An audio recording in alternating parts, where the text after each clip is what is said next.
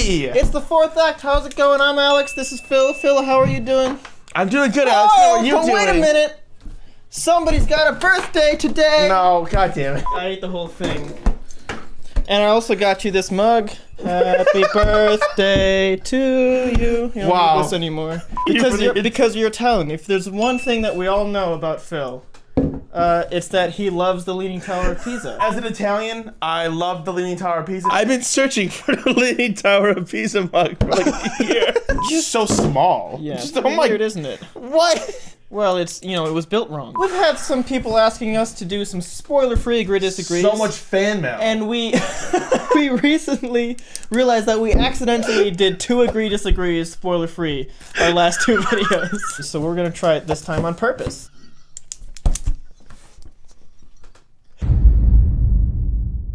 We each have 3 points written down for freaky. We're gonna take turns going back and forth. We agree with each other, we get freakazoid above our heads. We disagree, we get a red X. Super team extraordinaire, freakazoids, freakazoids, run around in underwear, freakazoids, freakazoids, freakazoids. But can we make it a green X though, so that they don't look similar? Yeah, that's gonna be easy to understand. Okay, green X if we're wrong, if we disagree. Red freakazoid if we agree. Yeah, I'm gonna take this point, because I know we're probably gonna talk about this. Vince Vaughn in this movie is the saving grace. At this point, maybe it isn't the most substance, because probably everyone's gonna say this, everyone's gonna think this, but I just wanna like really Oh, yes. acknowledge that. That was gold. I was just so pleasantly enjoying myself watching him act this way. He was kind of acting like Vince Vaughn normally acts, but at the same time, he was also like really leaning into like the girl aspect of it. Am I eating? Am I talking too much? Are they talking enough? Am I interested? I'm not really interested. Should I play like I'm interested, but I'm not that interested, but I think she might be interested, but do I want to be interested? But now she's not interested. So now all of a sudden I'm starting to get interested. And there's one particular scene that takes place in the backseat of a car. I'm not gonna tell you too much about it, but I will say that it is fantastic. It is expertly done. Fantastic. The actors bring it. It's Vince Vaughn is just absolutely hilarious and heartwarming at the same time. He makes it worth it, especially that one scene. Yes. You're gonna know what I'm talking about. Yes. I will now outline this entire movie using clips from the trailer. Spanish. Oh, damn it. Ordinary, boring Millie. I woke up in the killer's body. I have like less than 6 hours to swap back or I'm gonna be stuck in this body forever. I want my body back. Come and get it. Why are we spoiling an entire movie in a trailer? I already know what it's gonna come down to. I don't wanna know the beginning of the 3rd act or the end of the 2nd act. Show me the 1st act. The jokes, the plot points, where they are, the setting. Yeah, I get you. It ruins it. I watched the movie. There's only so many ways it can go. I watched the movie before I watched the trailer, and then I watched the trailer afterwards. It's like, that would have ruined everything. So I totally get what you're saying. I agree with you. That's a trailer point, then not a movie point, but we'll let it slide. In the slasher film genre, killing is important. One day I'm gonna kill you. But right now we'll talk about the kills in this film. I appreciate that. It's not that impressive. I just kind of looked at them as just kind of your standard run-of-the-mill, time to die, victim kills. There were some good ones. There's always some random girl who gets a call that undoubtedly ends up getting her killed. It's also predictable. There's no element of surprise. You can see everything coming. There's one, and it's in the trailer, when she slams the teacher down on the table and starts shoving him through a table saw. Yes, that was... Splits him in half. I definitely winched at that a little bit. Okay. And there's another one at the beginning involving a wine bottle, which stuck out to me. Yes, it was a white wine bottle that went down and it became red wine. I don't know if it was white or red. I don't know, it doesn't matter. Personally, I had hoped it was a little bit more lighthearted. These were more gruesome than I expected, but I didn't think it was not effective. The worst thing is that if these things didn't really impress me or scare me, what does that say about me as a person?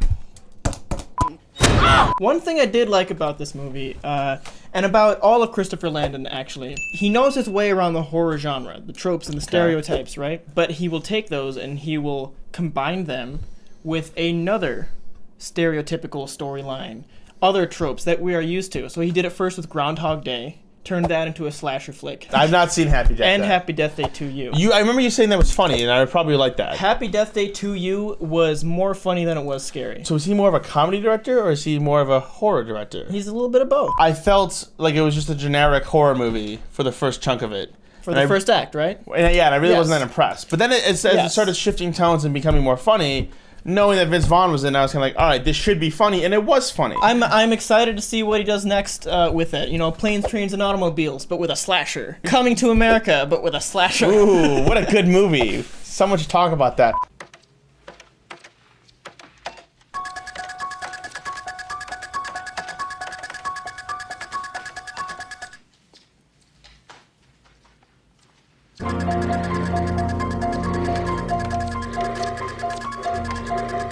I agree. Thank you. Where the body switch happens, and she is in the murderer's body, she proceeds to go outside in the real world in broad daylight and just carry on about her daily life. And it doesn't make any sense because everyone We recognizes want to have that scene where he's him stumbling around in is his the body. murderer. It's a necessary story beat to establish that people are going to freak out when they see him because they don't know what his face looks like. He wears a mask. There was a Okay. sketch. They made a sketch overnight. Okay. So that was necessary. I want you to remember this face here, okay? This is the guy behind the guy behind the guy. But then, how do you explain the fact that it takes them forever to get him a mask to cover his face? He goes to his school voluntarily thinking that's an okay thing. Doesn't even cover School anything. is a safe place. I don't know. You're acting like if you were to, you would be thinking very straightforward, just a calm, logical thinker. Okay. If you were to wake up in your murderer's body. Disagree or disagree? I disagree. I think bitch. that's a stupid point, and I disagree. I said this is a hybrid between the Freaky Friday storyline and a slasher flick. Yeah. Which on paper seems like a great idea. But I think what element was missing was, for me, a Freaky Friday story is always two characters that gain respect for each other by living a day in each other's lives, right? Usually. I felt like it only did that for one character in this, which was she went into a serial killer's body and then, found herself.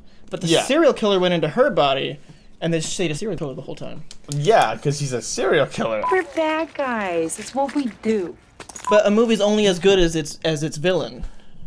He but as if her could the have movie learned that knows what it killing's is, bad. I don't think that it's immediately necessary. I was kind of okay with it because that would change the storyline pretty drastically. It just- if it the didn't- killer became a nice sunflower. But it didn't feel like it did anything with him in her body. She was boring. But as far as like a character arc, and is that your point, the character arc? Kind of. It felt like Then I half a disagree movie. with the character arc. It felt like half a movie. I disagree with the character All right. arc. I think it could have been better. There you have it. That's our score. 3 green X's. That's unsettling. It doesn't make sense. And 3 freakazoids. And that's also unsettling if you have a childhood with trauma. We will recommend this movie, won't we, Phil? Yes, I will recommend this to you. Now we will go into rattle off points, and we've recommended, we've done the whole thing. We're gonna do spoilers here. This is our chance to talk spoilers. If you haven't seen the movie, So all 2 of you Exit out. watching, Stop get it. out. Get outta here. Go. Go. Close the Want web you here. browser. Just throw your phone against a rock hole. some weird like cryo chamber in the school. You literally locker beat room. that out of me. No, We- I was just talking about We that. talked off camera. There was a stupid cryo chamber in a high school? What? It's big enough for a body to go into, and then the controls are on the outside, and it can go to negative 300 degrees Fahrenheit. What was that? Something that was like really cool and then really off-putting was the fact that when the camera finds Vince Vaughn in his lair, it's all like decked out and like decorated, and it's like, what serial killer would do that? A serial killer can have good sense of interior design, Phil. There's nothing wrong with that.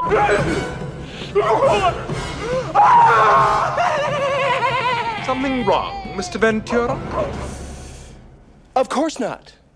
This is a lovely room of death. They were able to convince somebody who, quote, barely knows she exists. Why don't they just tell the sister that, I don't that understand, the yeah. Freaky Friday thing happened? I am so excited for Freaky 2, where Owen Wilson is the murderer. So the whole story was wrapped up, and it's very clear that there was some executive that was like, no. We need to do one more scene. We need to get both sisters together, and the mother needs to get in on it, and they need to defeat him once and for all for empowerment reasons. And they just tacked on this whole, like, 4th act. That's our stick! That's it for this act. Thank you so much for watching. Yeah, and let us know in the comments what actor do you want to see in a new movie that is genre swap. Like, I want to see Danny Trejo own a cupcake shop in Upper Manhattan and give like relationship advice to like young preteens. No, a million times no. Pass the pig intestines. We haven't asked our viewers to leave a specific kind of comment in a long time, but that's a good one. Speaking of role reversal, we recreated the scene from Whiplash, Rushing or Dragging. Yes. We will be releasing that probably in a week or We're two. gonna rush that out to you.